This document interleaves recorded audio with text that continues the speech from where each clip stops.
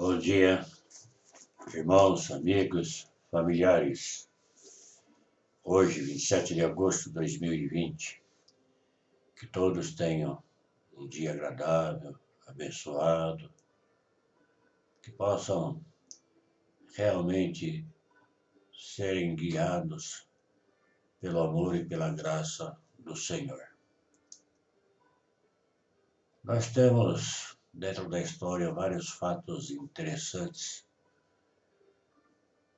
Temos momentos de glória, momentos de derrota, de vergonha, de dor.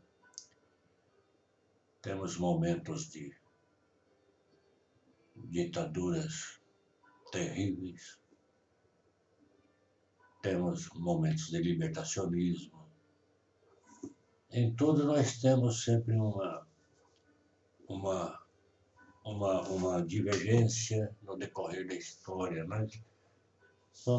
A história ela é muda, às vezes se repete no nosso pensamento. Mas eu entendo que a história ela está nas mãos de Deus. E a Bíblia já conta a história do mundo desde a sua criação até o seu final. Quando eu falo mundo, nós falamos sobre o planeta que nós vivemos. Para contar um relato da história de um grande homem, dois grandes homens, um do bem e outro do mal, poderia dizer assim. Eu vou ler um texto que está em João 8, e ele começa no verso 30. Depois dele fazer um relato sobre a missão e a autoridade, Jesus, dele mesmo, Jesus diz, o texto diz assim, dita estas coisas, muitos creram nele. Disse, pois, Jesus aos judeus que haviam crido nele, se vós permanecedes na minha palavra, sois verdadeiramente meus discípulos, e conhecereis a verdade, e a verdade vos libertará. Responderam-lhe, somos descendência de Abraão, e jamais fomos servos de alguém. Como dizes tu, sereis livres? Replicou-lhe Jesus, em verdade vos digo que todo aquele que comete pecado é escravo do pecado. O escravo não fica sempre na casa, o filho sim, para sempre. Se, pois, o filho vos libertar, verdadeiramente sereis livres. Bem sei que sois descendência de Abraão, contudo, procurais matar-me, porque a minha palavra não está em vós. Eu falo das coisas que vi junto de meu pai, vós, porém, fazeis o que viste em vosso pai. Então lhe responderam, nosso pai é Abraão. Disse Jesus, se sois filhos de Abraão, praticai as obras de Abraão. Impressionante esse texto, Por quê? A historinha que eu vou contar acontece na primavera do ano de 1518. Um conde extremamente católico estava com seus criados em uma pousada por nome Del Gigante, em Mittelberg, quando ouviu no quarto vizinho um viajante que com uma voz melodiosa entoava um hino e orava a Deus. Na manhã seguinte, outro canto o despertou, foi edificado por outra oração. Chamando o proprietário da pousada, pediu para ser apresentado ao hóspede, que era um sacerdote. Em sua conversação com este, que durou por volta de 3 horas, ouviu palavras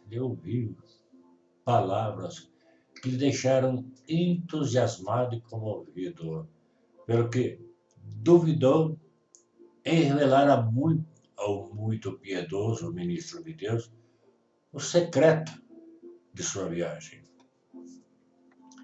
Estava indo aprisionar o famoso herege que havia transformado ou transtornado a igreja. Ele havia transformado a igreja numa coisa de guerra, parecia. Era uma promessa que havia feito à Virgem. Ele estava.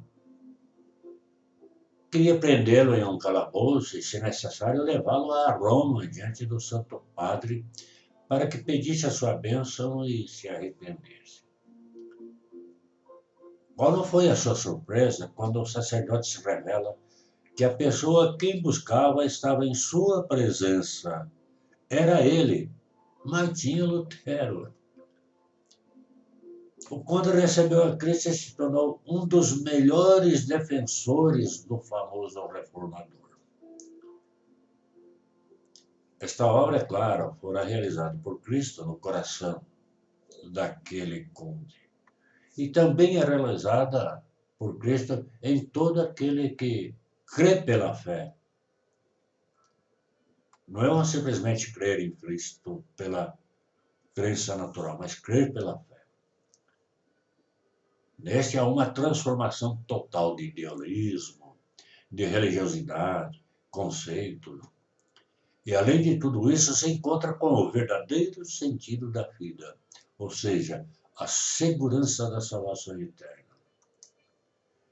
É uma libertação total, ao que diz João 8,32 do texto que nós lemos.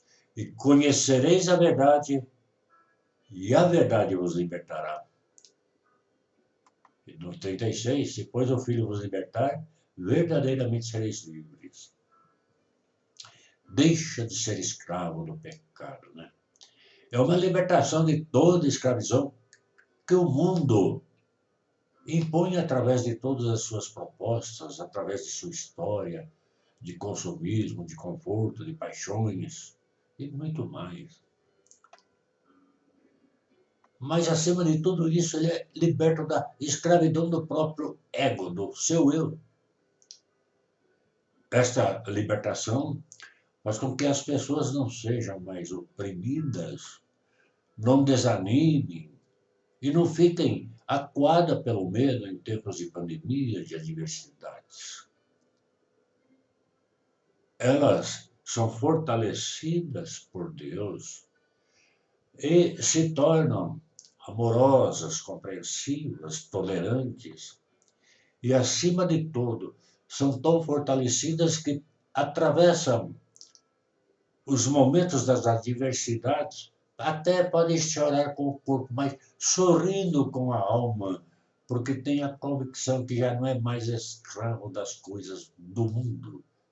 Ela está passando por um caminho estreito, porém chegará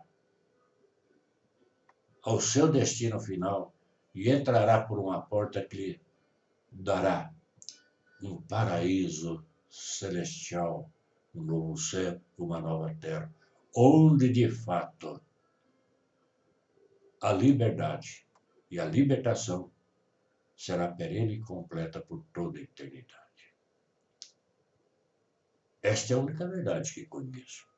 Jesus Cristo é o Senhor da história e é o libertador de todo aquele que nele crê, pela fé. Pense nisso, medite. Deus te abençoe.